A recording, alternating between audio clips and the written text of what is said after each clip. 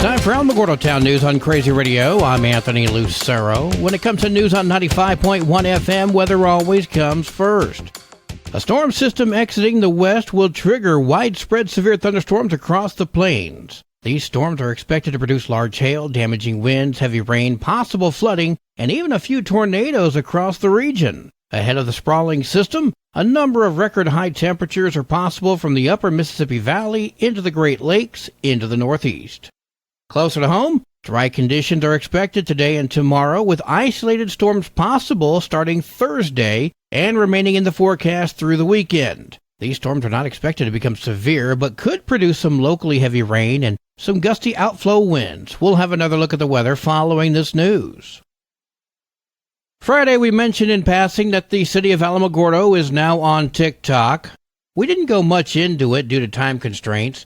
TikTok, as you likely know, is a Chinese-owned social media network which allows users to post short videos. The problems lie in privacy concerns. In TikTok's privacy policy, TikTok lists that it collects usage information, IP addresses, a user's mobile carrier, unique device identifiers, keystroke patterns, and location data, among other information. This, among other reasons, is why many levels of government, coast to coast, forbid the use of the app. The United States Defense Department has labeled the app as a security risk. But now the city of Alamogordo is on that app, so we're going to be digging into this as the week progresses. As a reminder, construction activities continue from just to the east of Valley View Avenue to Poplar Drive. Roads will remain closed to all through traffic, but the contractor will work to keep access for residents. Delays for access should be expected, however. All residing on Holloman Avenue, Bonita Avenue, White Sands Avenue, and other streets nearby will have access using Valley View. Crews will be working from dusk till dawn Monday through Friday. Please be cautious of those working in the project limits, and they hope to have this thing completed by March of 2024. The Alamogordo Public Schools is collecting socks this month for kids and adults. Socks of all sizes and original packaging can be donated at any Alamogordo Public School site all month long. Donated socks will be shared with students at the new Tiger Care Center and the Day of Hope event, which provides tangible solutions and kindness for our area's homeless population, as well as students in need. If you have any questions, call 575-812-6081. Last year, we began covering the Kiwanis Most Improved Student of the Month. This program recognizes 3 students, one from each grade at the 3 middle schools, a total of 9 students, who were selected by their teachers as the most improved. Now, this is not strictly academic-based, but instead allows students who are not on the honor roll to still have their hard work recognized. We spoke with Ned Klein. At Holloman School, the 6th grader was Penelope Bastian, the 7th grader was Josiah Stabili, and the 8th grader was Logan Davidson. Then in Chaparral Middle School, the 6th grader was Alexis Lyle, the 7th grader was Jose Galindo, and the 8th grader was Tristan Meister. And then in Mountain View Middle School, 6th grader was Robert Misquez Jr., Janae Montano. It was the 7th grader, and the 8th grader was Tristan Soria Singh. Congratulations to these fine students for your hard work. You can hear the interview in its entirety on the Crazy KALH Radio YouTube channel. The Alamogordo Fire Department is conducting hydrant flow testing to ensure the safety and reliability of the water supply. The testing began yesterday at the airport and will gradually work north, up Airport Road, and into the neighborhoods off of Airport Road throughout the week. Josh Beasley speaks on the upcoming Thule Group meeting. I want to extend to you an invitation for you to join us at Casa de Sueños on October 5th at 5 p.m., where you can meet all of your Republican candidates for the Tularosa offices. We're having a meet and greet forum. We're having our mayoral candidates. We're having our school board candidates, our councilor candidates. All of our Republican candidates are going to be there for you to ask them the tough questions, to get to know them. Listen to the message in its entirety on the Crazy KALH Radio YouTube channel. The Tularosa Public Library presents Wonders on Wheels on Friday, October 6th from noon until 4. You're invited to tour the Wonders on Wheels Mobile Museum and experience the artworks of beloved New Mexico artist Gustav Baumann, and you can also meet Freckles, Bauman's mischievous marionette. Looking at this picture, this is one of the most creepy things I've seen since the Spelunker Cave in Six Flags back in the early 80s. Tularosa High School presents a blood drive happening on Tuesday, October 10th from 10 until 2 at the Bloodmobile. Vitalant will be providing the services and offering up T-shirts to those who attend. If you have any questions, check out the Tularosa School Facebook page. The annual Veterans Day Parade is just around the corner. We have contacted the Chamber of Commerce, and the application form is on their website, and you can fill it out online and just, leave it with them, or you can download it and fax it to them, or you can drop it off at the Chamber of Commerce. Richard McElderry speaking with Crazy Radio. Well, today is Tuesday, time for an introspection with Pastor Johnny Walker. This is Johnny Walker with this week's introspection. I want to speak about something that's been weighing heavily on my heart. It is a truth that has become more evident as our society advances, a reality that we must confront head on.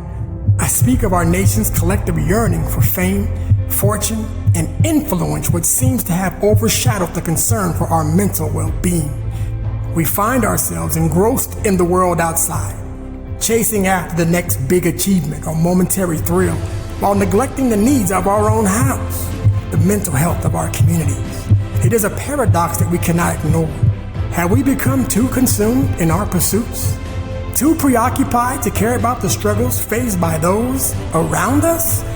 We are struggling. We must recognize that we hold the key to this solution, that it lies within our hearts, our communities, and our outreach. We can provide the support and resources necessary to lift our community out of the shadows of mental afflictions. By championing the cause of mental health, we can create an environment where seeking help is not a sign of weakness, but an emblem of strength. So I implore you not to turn a blind eye to the mental health crisis that plagues our communities. Let us rise above our own pursuits and nourish the spirit of empathy within us. As we strive for success, let us not forget the needs of those within our reach. Together, we can mend the broken pieces and build communities where mental health is nurtured, cherished, and celebrated. Together, we can do this. This is Pastor Johnny Walker. We'll see you again next Tuesday. If you can't wait till then, we're located at 3001 Thunder Road, New Covenant Worship Center. Sunday morning service starts at 10:30. Hope to see you there. Y'all be blessed and be a blessing. We can do this. News from around the state in just a moment. This is Alamogordo Town News on Crazy Radio. I'm Anthony Lucero. Directory Plus is the right size book. It's the book if you need a phone book. That's what just one person has to say about Directory Plus. With its red cover, features, colorful yellow pages, and lots more, it's no wonder people all over use Directory Plus. It has so much more information. You can cross-check phone numbers or addresses or pretty much anything. Look on the plus side, Directory Plus. I'm a big fan of Directory Plus. AlamogordoTownNews.com is a locally owned website featuring local news matters from a local perspective that affects you, and we bring it to you directly. Plus, local sports, cultural arts, and events. Online, AlamogordoTownNews.com. Owned and operated by Second Life Media. We are Otero County. 67-year-old Elias Garcia was arrested for the fatal shooting of a woman at his Albuquerque residence on Sunday. Garcia told police he was in his bedroom watching television when he realized that a woman had cut an opening in his screen door and entered the home. He got his gun and told the woman not to move. He went to the kitchen to get his phone and called 911. Garcia told police that when the woman attempted to leave, he tried to stop her and the gun went off. Now that is where the scene changes. The moment she was starting to leave, she would no longer be considered a threat. He tried to force her to stay against her will, and that led to a role reversal. Now, legally, he's the aggressor. Garcia was taken to the Metropolitan Detention Center and booked on a charge of involuntary manslaughter. Ryan Martinez, a suspect accused of shooting a man during a protest over the Juan de Oñate statue last week, made a brief appearance in court virtually from the Rio Arriba County Detention Center yesterday. Prosecutors filed paperwork showing they want him held in jail until trial. Prosecutors also revealed that Martinez was the focus of a federal investigation due to some threatening tweets towards the federal government back in 2020. This court no longer has jurisdiction over your case, and now it will be transferred to district court for further action. With that, Judge Alexandra Naranjo moved the case to district court, and at a later date, a judge will decide if he gets out. The recently filed documents show how prosecutors will try and prove Martinez poses a danger to the community. They claim that Martinez admitted to the shooting. He now faces charges of attempted murder and aggravated assault.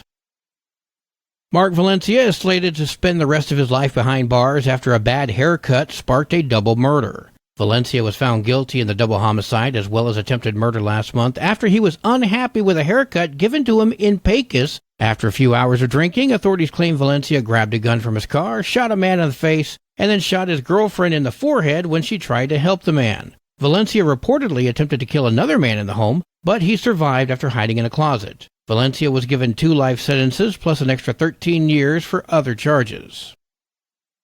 The Roswell Animal Services official will not be taking in any new animals to the shelter for now due to an uptick in illnesses. Officials say there's an unusually high number of upper respiratory infection cases in the facility. A Roswell area veterinarian also reported a case of canine distemper found in a dog. The shelter will not be accepting any new animals until testing is complete. Until then, they will only assist in emergency situations.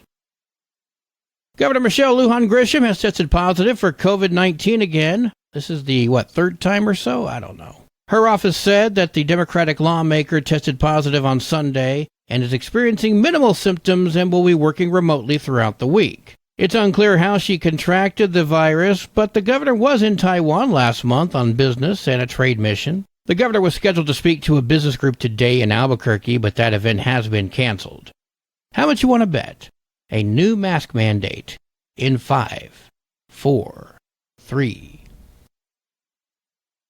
The city of Las Cruces and its associated departments, including the Las Cruces Police Department, will shut down their X, formerly known as Twitter, platforms later this month. Mandy Leatherwood Gus is the Director of Communications, and she spoke with KVIA. We're looking at the engagement on X, which used to be Twitter, and we're just not seeing that people are using that as a platform in Las Cruces.